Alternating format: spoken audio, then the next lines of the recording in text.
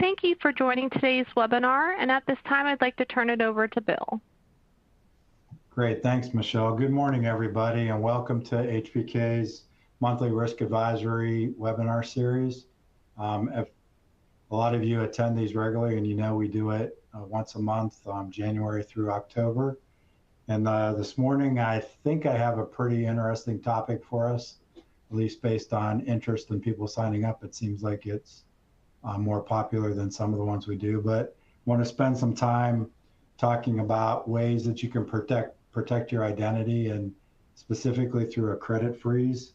So let's get going and go through today's presentation. So here's the agenda of what we're going to cover today. We're going to talk about just some overall background, talk about the history of credit freezes, the reporting agencies, steps to do a freeze or a thaw, and then we'll wrap up with some Q&A and do as we typically do in the format of our webinars. At this time, I also want to do a little bit of the blocking and tackling and give you some housekeeping logistical issues here, just to make everybody aware. So our presentation today is eligible for up to 1 hour of continuing professional education. In order to earn that CPE, you're going to have to stay online for the duration of the presentation, which is going to be probably just short of an hour. And you have to answer 4 content sensitive questions that we put throughout the presentation so that we know that you did stay and were active for the entire presentation. We have muted all the incoming lines, but we do monitor, Michelle's monitoring the chat window for us. So if you do experience any issues with the webinar, slides locking up, anything like that, the first thing to try would be just to refresh your browser. That will resolve upwards of 90% of any issues we have. But if it's something like that and you still can type, you can put in a question to the Q&A and tell us about the issues you're having, and Michelle will be monitoring that, and she can most likely give you some assistance to get you back. But like I said, doing a refresh will typically get it. Sometimes people have to drop out of the webinar and re-log in, and that'll clear it up. But other than that, you can put in a question and Michelle will monitor that and try to help you out. Additionally, there's a PDF copy of today's slide deck in that message center. You can download that. Additionally, Michelle will be sending out both a link to a recording of this webinar and also including the slides. We usually do that on by Thursday of this week. So if any of your colleagues you missed it and you wanted to pass it on to them, you can do that through the email that Michelle will follow up with later this week. As far as this learning objective, this is kind of what we're going to cover. This is a requirement for us to be able to issue CPE. So I'm not going to go into this in tremendous detail, but you can take a look at that, and that's basically the takeaways, what you'll gain from attending today's webinar. And then this is my biography. So I've been with HPK for just about 6 years now. I have a dual role. I work with IT security from the firm point of view, and I also do some client work. So let's keep going here. And I thought a good way to start off today would just be to give us a little bit of background of the audience. So I have a poll question. This is not one of the CPE questions, but it's a polling question just to kind of give us a little background of what's going on. If you could just take some time and give me an answer on that, and we can we'll get a online result of what everybody's answers are in just a minute or so here, and we can talk about that, and then I'll just dive into the presentation, but it'll give me a little bit of background on what people's experiences with identity theft is.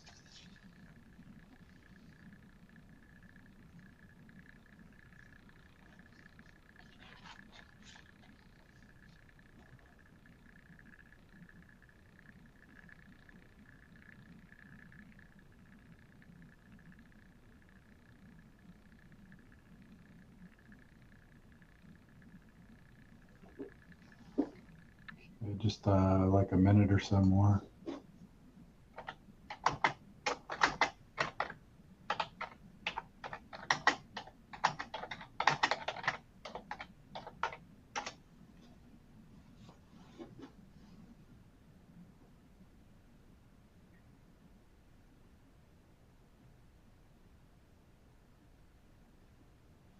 Okay, and there's our results. So that's actually good news.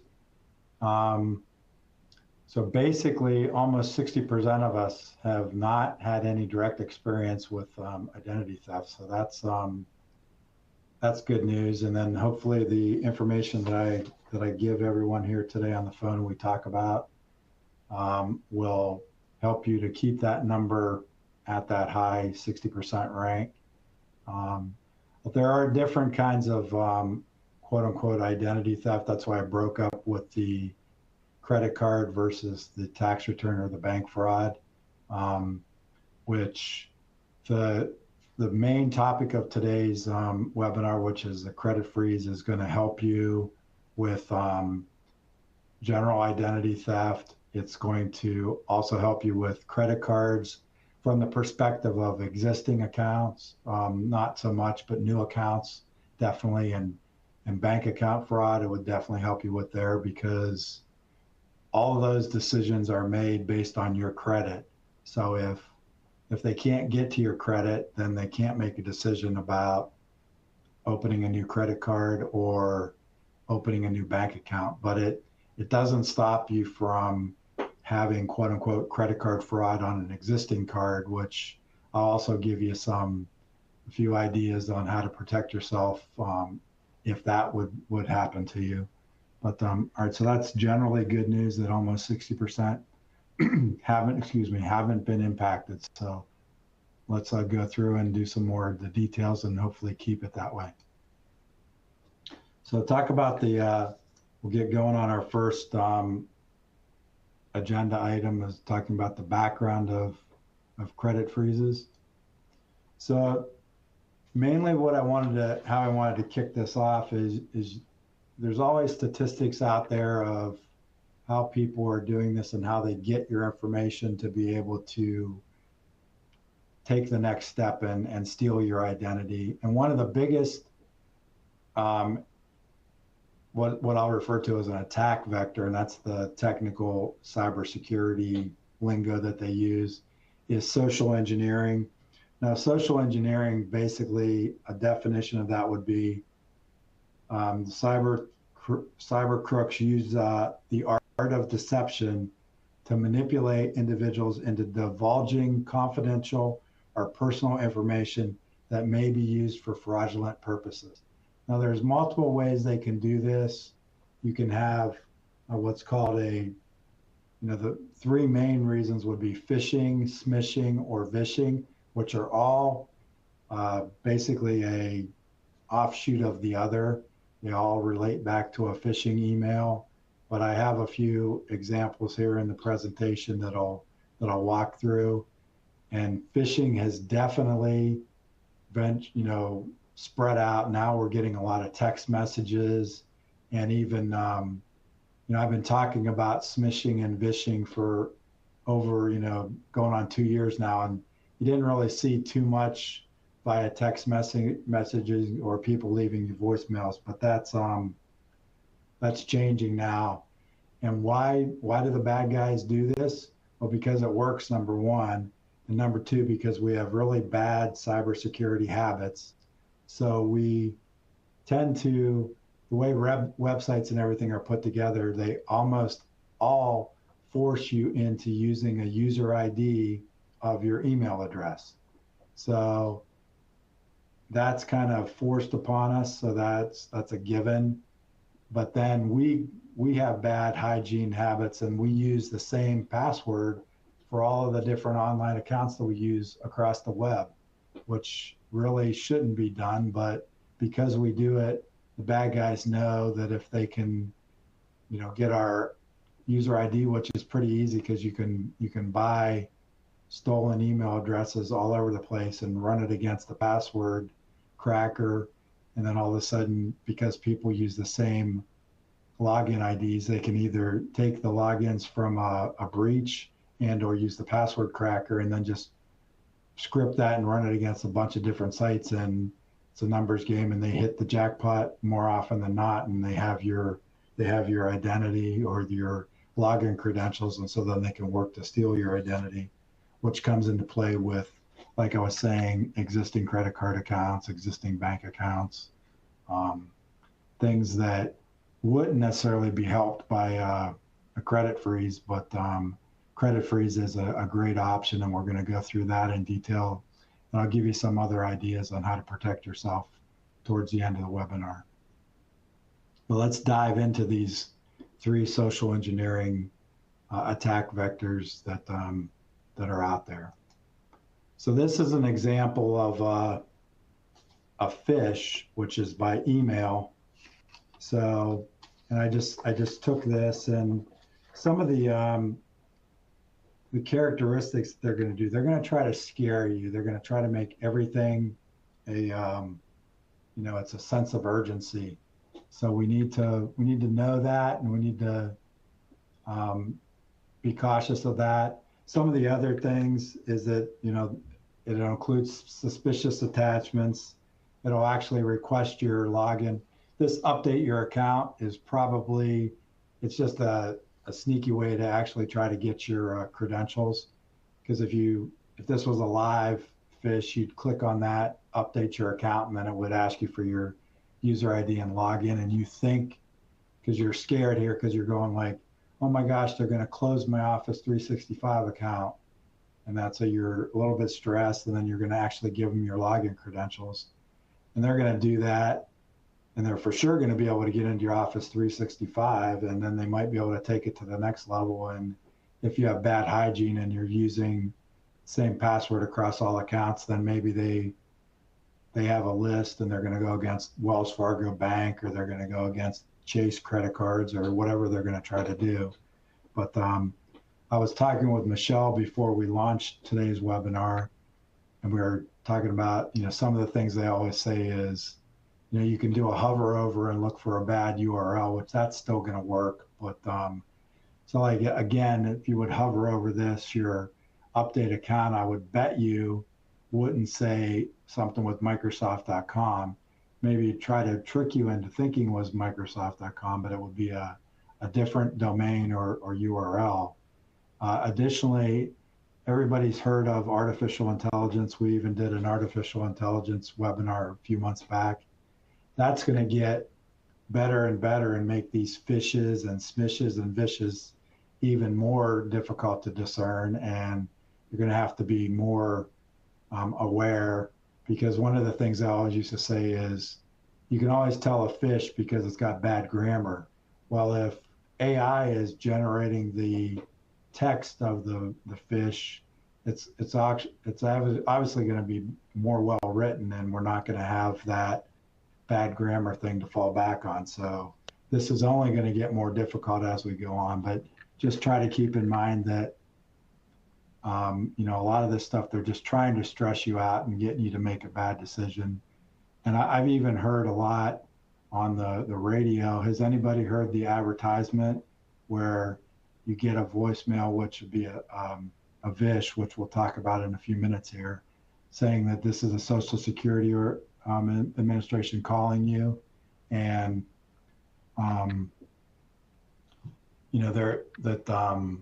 your Social Security card or a number is going to be deactivated. That just never happens. Let me see. Looks like we got a question here.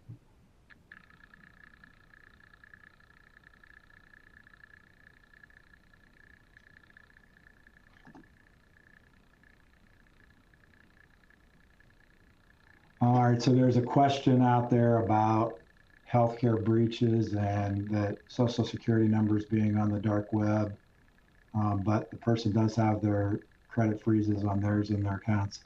I think you generally just keep monitoring stuff, but I wouldn't be overly concerned about that.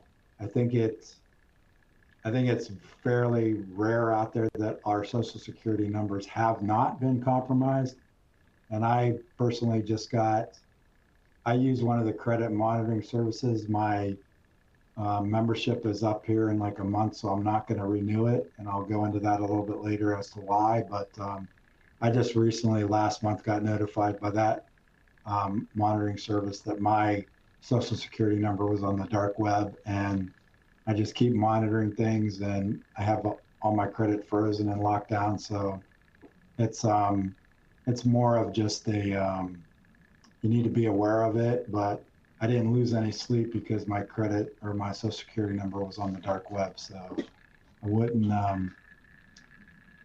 lose a lot of sleep, but I would make sure I had things in place, like that my credit was frozen, that I'm going to keep looking at my existing bank and online accounts, set up access to those so other people can't, and just keep an eye on those things, and you should be fine.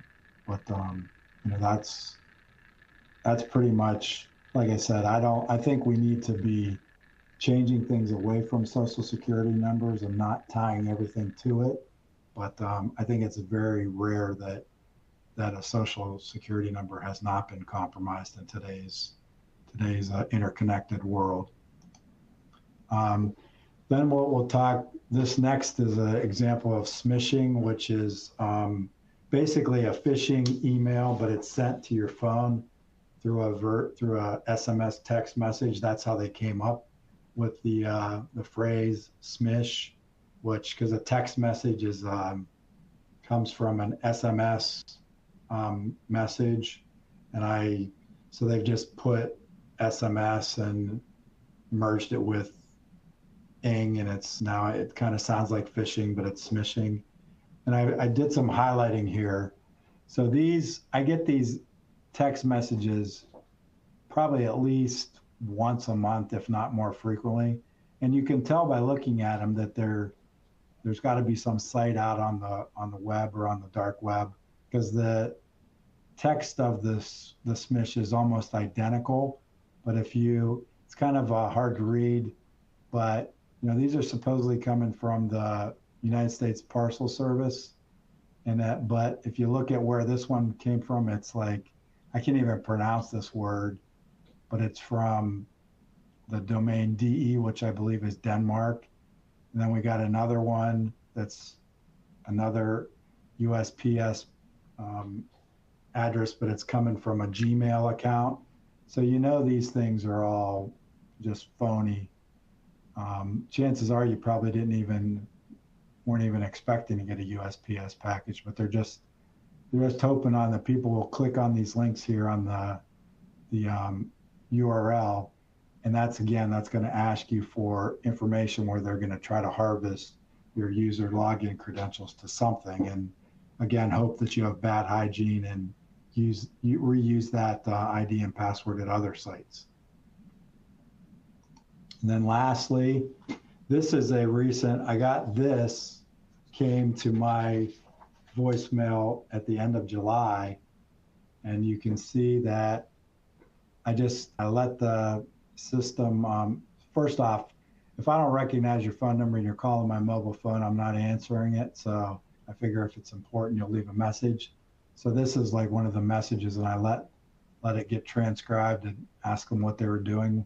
So this is coming from Boca Raton, Florida, and it's supposedly a customer service representative from Walmart, and he's telling me that they're going to be hitting my account for $919 and some change for a PlayStation 5. So I'm like, I thought Walmart was based in Arkansas, so that first caught my attention. Then I started digging a little bit. And so that's weird. Maybe they have a location in Boca Raton. So I did a reverse number lookup. If you can see the numbers match here at the 561-465-8892. But surprisingly, it wasn't from Walmart. It was from some woman named Dorothy Pope. So, I mean, again, this is just, they're trying to stress you out that it's like, oh my gosh, I'm going to get a charge for over $900. So I've got to do something. So then they want me to call them back, and then they're going to they're going to have a script prepared and they're going to try to trick me into giving them some personal information that they're going to turn around and use against me and try to steal my identity, but so this is just some examples, and this is going to get to be more and more prevalent. So just be aware that this stuff is out here, and just kind of assume that if something like this happens, it's probably going to be a fake. Now, occasionally I get a legit message from somebody that I do that actually turns into being real. And you know what? Those people will call back. And I haven't had any problems yet with people when I say like, oh, I thought you were a scammer and that, and they, if I forget to pay a medical bill or something and they contact me, they'll contact you multiple times, as will the bad guys. But just, again, the best thing I can suggest here is go out of band. Don't respond back to Oliver here and press 1 on the call that's live, or don't call back to this number. If you got a call from Walmart, if you have any kind of Walmart credit card, call them on the back of that card, or get a number that is truly Walmart and call there and do what's called an out-of-band communication, so that you're really talking to Walmart and not Dorothy Pope's son Oliver, to figure out how to respond to what in this case is a VISH or a voicemail phishing type scam. So then let's go now, and if you want CPE, this is going to be our first question. So take a 30 seconds to a minute here, and we'll go through this.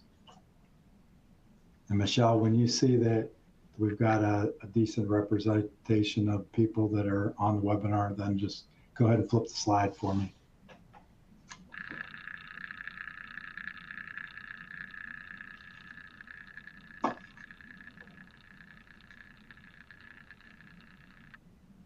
All right, thanks. So let's move on to the background and talk a little bit about some of these ways you can protect yourself from a cybersecurity fraud. So the main 3 ways that I'm going to talk about on today's webinar, like I said, there's others, the out of band, setting up text alerts, email alerts, stuff like that, but a fraud alert, a credit freeze, and a credit lock. Now they all kind of people get confused about them, but they all are very different. So I'll just go through some of the high level definitions of the differences. So a fraud alert is actually a disclaimer that is put on your credit report for free. It lasts for 1 year, and you basically have to contact one of the credit reporting agencies or credit bureaus, and then they will put the alert on the other credit bureaus. And then the big thing though is, and I'll talk about this in a little bit, creditors can still see your credit report when you've had a fraud alert. It's just a disclaimer. So then you have a credit freeze. So that's actually tying up your credit. It prevents your credit report from being viewed. It, similar to the fraud alert, is free, and it lasts until you take it away. In order to do it, you have to contact every credit bureau or credit reporting agency individually and get the freeze put on at that individual bureau level. And then again, the creditors cannot view your credit report. So this is, in my opinion, the best solution here, because unlike the fraud alert, where your credit report can still be viewed, a creditor can still make some determinations to whether you're a good or bad risk, and possibly create a new account in your name, whether it's a credit account or a bank account. But so the differences between the freeze and the fraud alert. And then lastly, the credit lock is very similar to a freeze, but it's actually a contractual agreement between you and one of the reporting agencies. And there is a fee charged for that. and it's done at the bureau level. So if you're going to do a credit lock, you technically would have to have a credit lock with TransUnion, a credit lock with Equifax, and a credit lock with Experian. So it's more of a quote unquote marketing initiative from the credit bureaus themselves. So I'll talk a little bit more about some of the advantages and about these three tools. So if we start looking at it this way, a fraud alert, an advantage is that it's quick. A disadvantage would be that they can still view your credit. And if they can view your credit, then they can make a decision about extending credit. So that's the big disadvantage. The freeze, the big advantage is it prevents your report from even being looked at. And again, it's free. A disadvantage is not really a disadvantage to the individual user. The credit reporting agencies themselves don't like freezes because then they can't market your information and they can't sell your information. They can't make money off of you. And then I guess you could say that when you go to open up credit, you create yourself an extra step where you have to unfreeze or thaw your credit to allow that decision to be made. But it's a very, very minor inconvenience and it's easy to get around. And we're going to talk later about how to put freezes and thaws on your credit file. And then advantages and disadvantages of the lock. Advantages, it's very similar to a freeze. Disadvantages, there's a cost for it. So in my opinion, credit freeze is the way to go. And I've had my credit frozen from way back. Probably, I think I froze my credit initially back around 2010, 12-ish. So it's, it definitely, I don't lose much sleep, and I get all these, the Q&A came in about the health companies that get breached all the time. I think it's rare that a week goes by that I don't get at least one notification in the mail that says that my information's been stolen, and here's free credit monitoring. And I usually go against those because what am I doing? I'm giving another entity all my personal information so they can quote unquote monitor my information, which is the same thing with these organizations. Like I just got a credit card. If you've been on this webinar a lot, I got the same credit card stolen twice within a 3-month period, and I was just getting tired of it. So I had, in a weak moment, I signed up for one of those credit monitoring things. But as I'm signing up for that and I'm giving them all this super sensitive information, I'm just thinking to myself, this probably isn't the smartest thing to do, because now I'm voluntarily giving another entity all my information, and how long is it going to be until they're breached? So it's a never-ending cycle. But with doing stuff like a credit freeze, your information is going to get stolen, but it's a pretty safe thing that allows you to nothing is ever 100% risk-free, but it allows you to feel pretty confident that you're protected if you enhance that with some other habits that we'll talk about as we go through the webinar.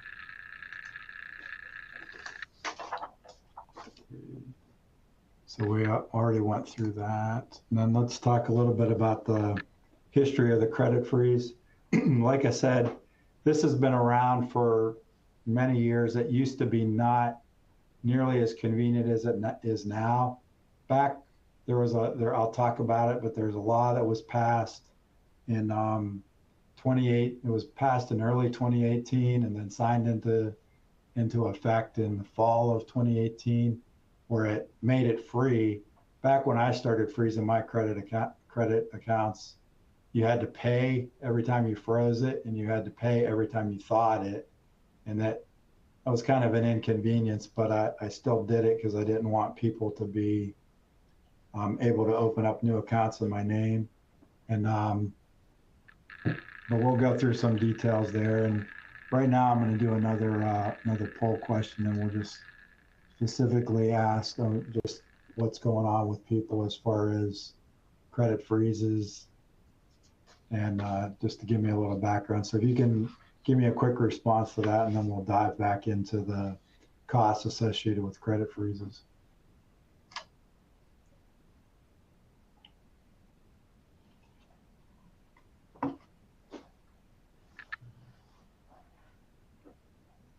Okay, we got about a third of the people, half of us now.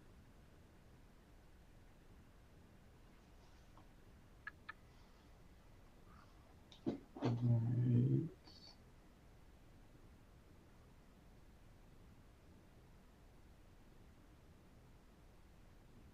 Now, I'm looking at a comment here that somebody's had a credit freeze since early 2000. So you probably beat me to the party. So that's good. But yeah, he points out that California was one of the first states to require the ability for a credit freeze. So, and that it was all done at the state level. It wasn't until 2018 that the federal level came into play that they made it. And like, I don't know what California's law was, but it could have been free. Where I know that I think at the time Ohio was charging $3 for a freeze and a thaw. Other states were charging $5, and that could get pretty expensive pretty fast. But so we've got again a large portion of the audience, 2/3 not using credit freezes, a third of us using credit freezes, and hopefully after this presentation you'll have some newfound information where you can go out and get your credit frozen and then sleep a lot more soundly at night. But like I was saying, it was done at a state level, and there was a charge for a freeze and a charge for a thaw. And I locked myself down again, I said in the middle, probably 2010-ish. And I was at a point in life where I wasn't opening new credit cards, new accounts, getting new cell phones every time, buying a lot of new cars. So I didn't have to go and lock this down or unlock it to be able to get credit extended to me. But that's the way you had to play the game. And so, but as you can see, if I have to unlock all 3 credit bureaus and it's going to cost me like $10 per, just to go out and get a new, like I wanted to buy a new car, maybe it's going to cost me $60 to do that. Now that's if you did all 3 bureaus, but if you do get to the point where you're freezing your credit and you're going to do something have somebody extend credit to you, ask what bureau they're working with, and then only unfreeze or thaw that particular bureau. And it would have, back in the day, it would have cost you less money to do that. Now that it's done at the federal level and mandated that it has to be free, it's not a big deal anyway, but it's still a good practice to say, hey, I'm going to the Chevy dealer because I'm going to buy a new car or lease a new car. So ask the Chevy dealer what bureau they work with, and then just thaw that bureau. So then the other bureaus are still frozen. And once you do a freeze, most of them, and we'll get into some details later, but most of them will allow you to put a window on how long that thaw lasts. And I've never had a situation where the refreeze didn't happen, but I always, make a mental note and I go back out and I check that bureau, like the day after the freeze was supposed to be reenacted, just to make sure that it did refreeze. So that's never a bad idea to do that, but it's software. It's, as I say with software, it can always malfunction, but it's pretty reliable, but it's still a good idea to check. And then, so I talked about this a lot in spring and fall of 2018 when the federal regulation was technically called the Economic Growth, Regulatory Relief, and Consumer Protection Act. And that was done by the Trump administration, and it actually put into effect that it was free to freeze and thaw credit freezes. And then it had to do a fraud.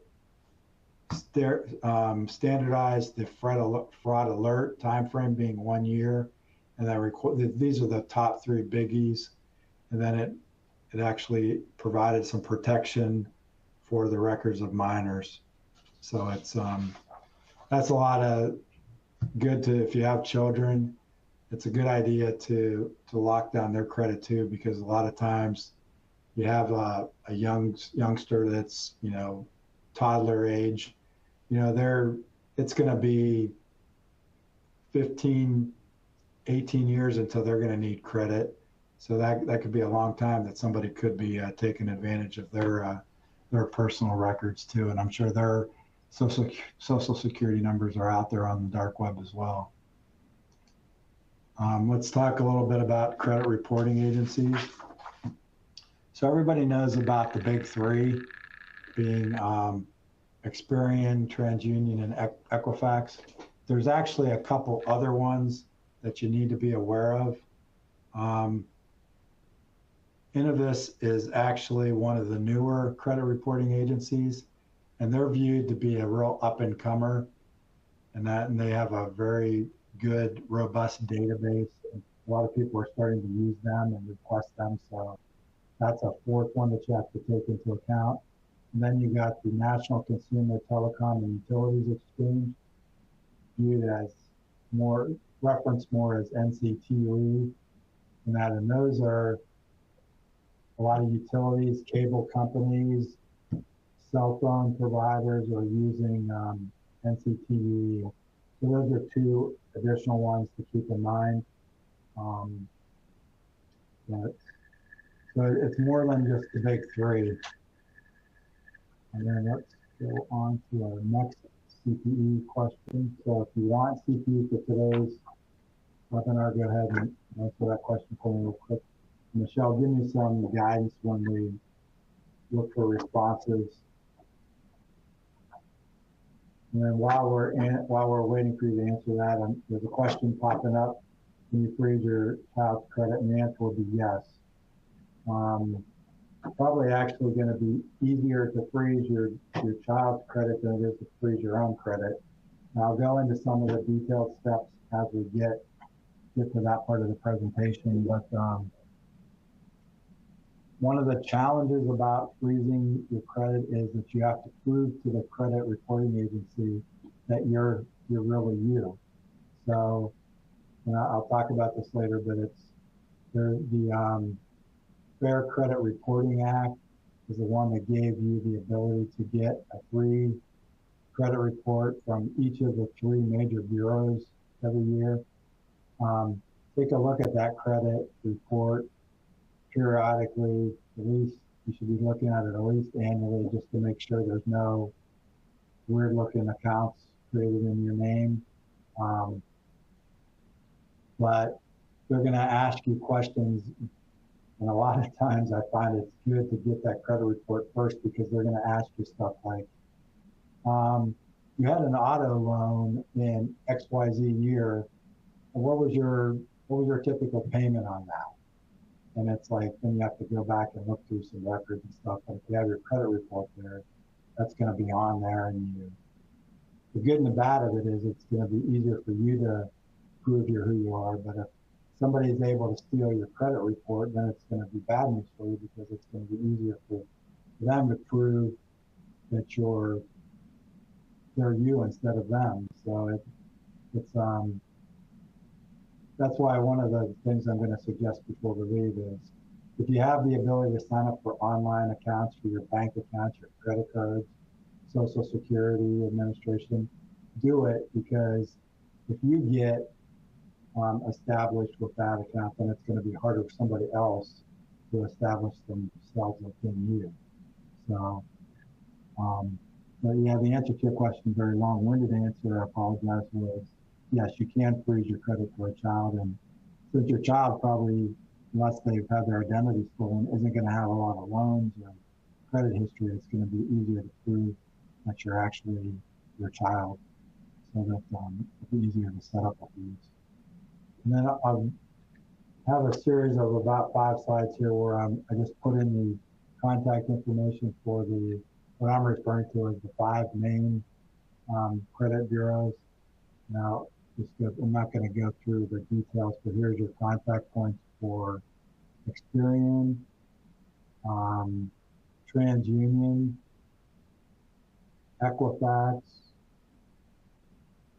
then Innovis, one of the number 4 agency that's actually has a really good database, so they're getting to be more and more prevalent. And then the one for the credit for the utilities and cable cell phone carriers, the NCTUE. Catch up with next slide, please.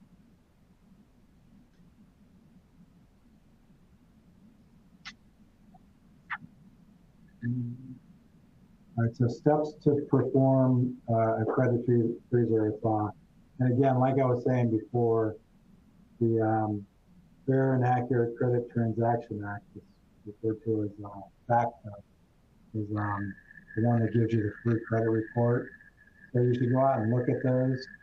And I would suggest printing that, but take a look at it before you do the printing, because some of them can be very lengthy and maybe you don't want to waste all the paper. But then if you do print it, make sure you shred it when you're done with it so nobody else can use it after the fact. So depending on the length of your credit report, you may want to just keep it at a PDF and not print it, but just have it on a file and keep it on a secure location, like maybe within a password vault, so it's encrypted, so that anybody, getting access to your computer won't be able to necessarily read that credit report. And I'll go through the steps for the 5 majors and these, I believe these are accurate, and I printed these out so that you can have that for your own benefit going forward. So mainly they're all the same, and they all have an automated line, which I put that number on here too, which is different from in most cases, different from the phone number that I put on the contact points, virtual 5, but giving you a URL, which should still be accurate. I haven't gone out and validated all these, so if it's not 100%, just make sure you're on a reputable site from whatever credit reporting agency you're working with. But they're all going to want you to create an account, the username and the password, and then you're going to have to record it. You're going to want to verify your identity. Some of them are going to ask you for security questions. They're going to ask you if you want to activate a freeze. They're going to give you a confirmation number, and you're going to have a PIN number. Some of them are going to let you choose the PIN number. Others are going to assign it for you.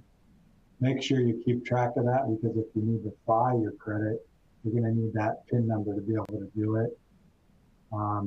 Almost all of them, when you do an automated, you can do it that way, and they'll send you confirmation of a confirmation number as well as your PIN number through the U.S. mail. So that's an option, but just keep in mind, and this is the same, if you're calling the automated line, they're going to figure out a way how to get a real salesperson on the line with you, and they're going to try to upsell you into, like I was talking before, a credit lock, which that would just be with that particular bureau, and it's going to cost you X number of dollars. I know that Equifax is real good about forcing you to get an account. So I have my credit frozen with Equifax, and I'm doing the free version because they force you to do something, and I'm not going to pay them for something I can do for free. But I get regular emails from I believe it's Experian, where they're saying, you have an event to review, and they're not bad things to look at. I referenced earlier that I had the credit card stolen twice within 3 months. Those actually came up on the Experian result, where somebody was trying to change an address from one of my credit cards to someplace in Texas. So they're valid, but if you just be aware, if you call them, they're going to figure out a way how to try to sell you something extra that you probably won't need, but they're going to try to do it. So then I'll try to speed up here a little bit. But these are the steps for Experian. And again, the PIN number is going to be a mandatory thing that you're going to want to have and keep track of. And then they're going to want to verify who you are. Sometimes this gets tricky. I think I was putting a freeze on my wife's account after the fact, and we had some tricks to go through because the one bureau didn't see something that was on her credit report, or something was on the credit report, and we had to go through some extra steps to prove that it was her. So it was kind of a little bit of a pain in the backside, but still well worth the effort to get yourself frozen. TransUnion, again, username, password, PIN number, verify your identity. Innovis, they go through some extra stuff wanting to make sure you're not a victim of identity theft. And NCTU, again, the bottom line is here, the takeaway from all of it is make sure you keep track of your information and keep track of that PIN number, because that's going to be what you're going to use to do a file. And again, not a good idea to just write these down. Hopefully you're using a password vault or a password manager, and you can put them in that vault where it's encrypted. But if you do print these out and assemble them into a little book, I mean, that's not a great idea, but it's probably doable. But if you do that, make sure you keep track of where that book is and keep it secure when it's not in use. You don't want, the babysitter to stumble across that and start snapping pictures of it with their cell phone. Just keep cognizant that's very highly sensitive information that you don't want this getting out. And then for our CPE folks, this is our last question. And Michelle, when that gets to be, you have the same number, go ahead and put the slide for me.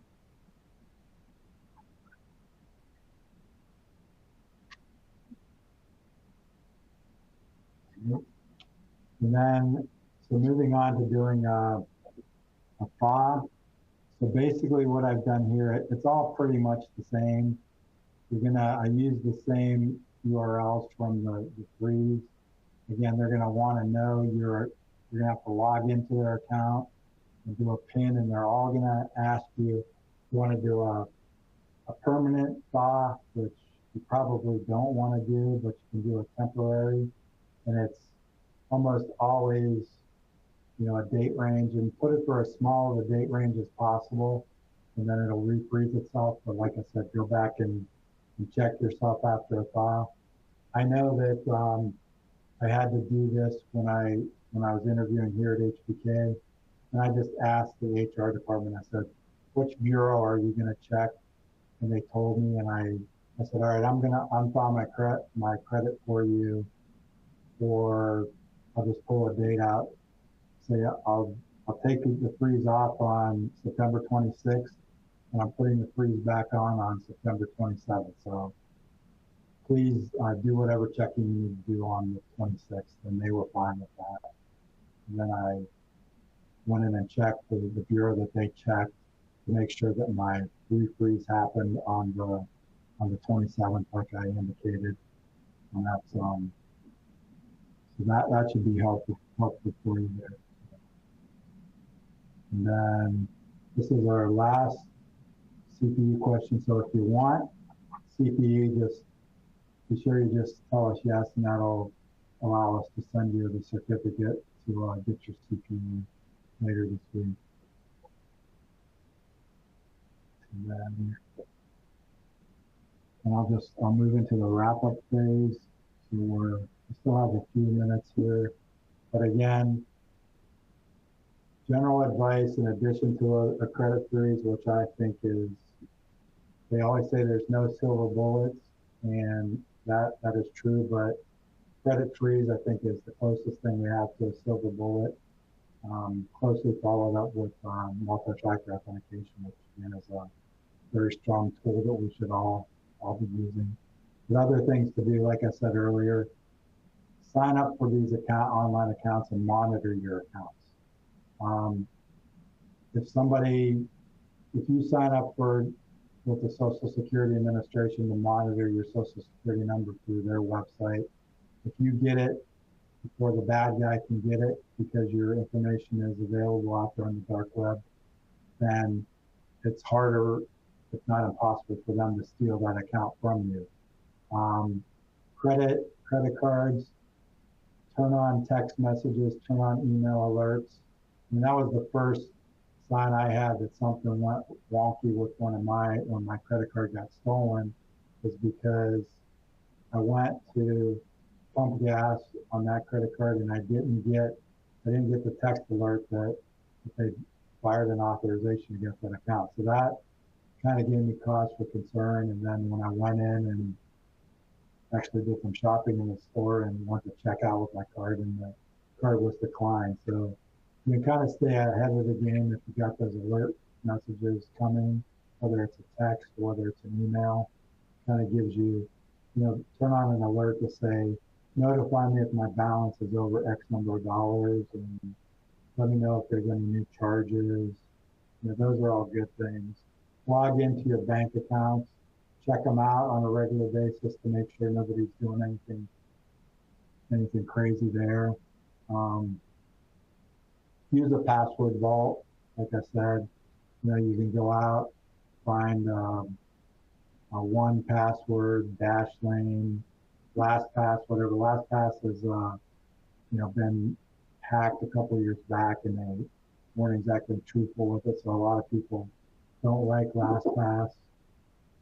I still use LastPass only because one of the main reasons is I think all the password vaults are going to be targeted sooner or later, and what's going to change, prevent me from moving from LastPass to a new one, and then that new vault gets hacked. So it's a tool that is very helpful, but just do your due diligence and figure out which one you think is the best one, and use that. It's better than using the same exact password on every online account. So if anybody stumbles across that one password, they can get to the others. So to keep that in mind. And then the other one I said, multi-factor authentication. If you have the ability to turn that on for account, then do it. That's going to give you extra added security. And don't do the thing where on multi-factor authentication, it's always going to say, this is a trusted computer, or should I basically ask you the question, can I never do multi-factor authentication again on this computer because I trust it? Say no, because if somebody gets access to your computer,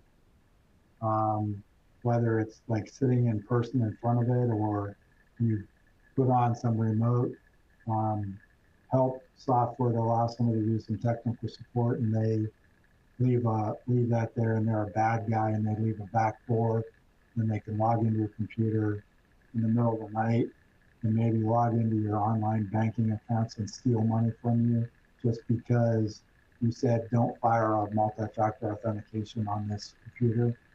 I always, whether it's my computer at home, work, wherever, I always make it say that it's not a trusted computer, so that every time I try to go to that account, I have to do the multi-factor authentication. It takes about 20 seconds, and it's well worth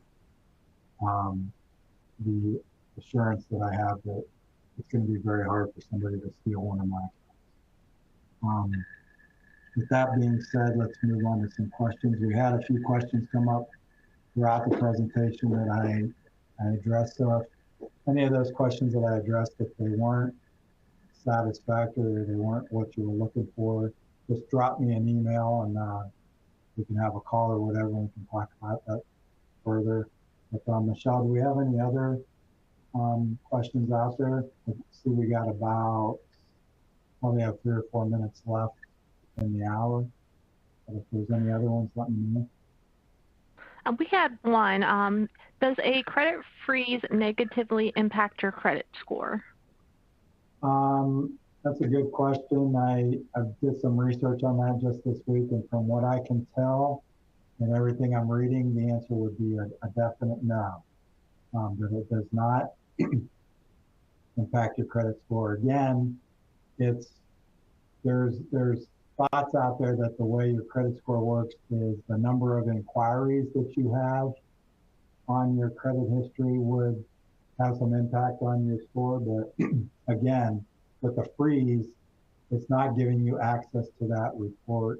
So nobody's technically, quote unquote, pulling your credit. So it's not going to impact it that way. And everything else I can find out there is the answer is a definite no, that it's not going to negatively impact your credit. So again, I would highly recommend that everybody that hasn't frozen their credit, go ahead and freeze it, because that's going to keep us in that high 2/3 results of people not having been victims of identity theft.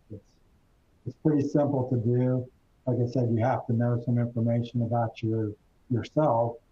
So go through that. It's well worth the effort to get your credit frozen, and you can, because I can guarantee you're going to keep receiving those letters in the mail that say XYZ health company or ABC organization was recently breached, and our forensic research shows that your data may have been stolen. So those are going to keep coming in, and then they're going to say, but we're providing credit monitoring so you can go out and give another company all your sensitive information and have them monitor it for 2 years. And guess what? The bad guys are going to know when that 2 years is up, and they're gonna put a reminder out there that says, hey, go after Bill Heaven's stuff because he was probably having credit monitoring done for 2 years, and it's been 2 years and a week. So let's go attack him now and see what we can find. But definitely do your own research. If you have additional questions, shoot me an email. But I highly, highly recommend a credit freeze. So, any other questions, Michelle? It looks like we just received one. If I have a freeze on my credit, how does Credit Journey, Discover Card, etc. let me know my credit score and if my credit has changed? From my understanding, there's some information that the cards are able to get as far as at a high level that would allow them to do that. I don't specifically know the specific answer. I can do a little bit of research on that, but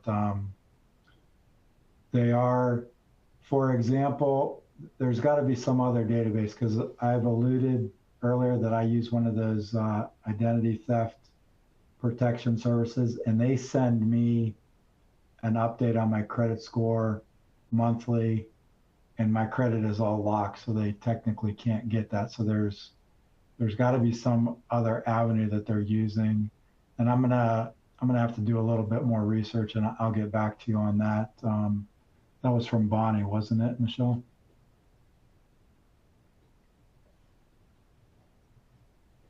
Okay, yeah, well, let me do a little bit of research on that, Bonnie, and I'll shoot you an email and let you know what I find out. That's a good question, and I know I get that type of information I use Aura, and they send me that on a monthly basis to tell me what my credit score is, and they have no access to my credit because everything's frozen. But let me do a little bit of research, and I'll get back to you on that.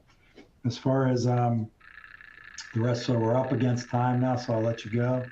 I hope you found this webinar worthwhile and you gained some knowledge from it. And I'll give you hold the date for our next webinar, which is going to be Wednesday, October 23rd.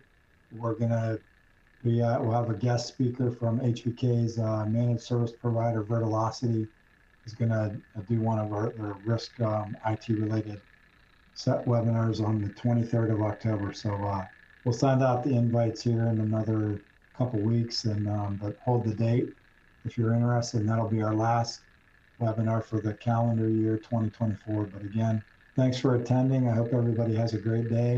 And if you have any questions, feel free to reach out to me. Thanks again for attending. Goodbye.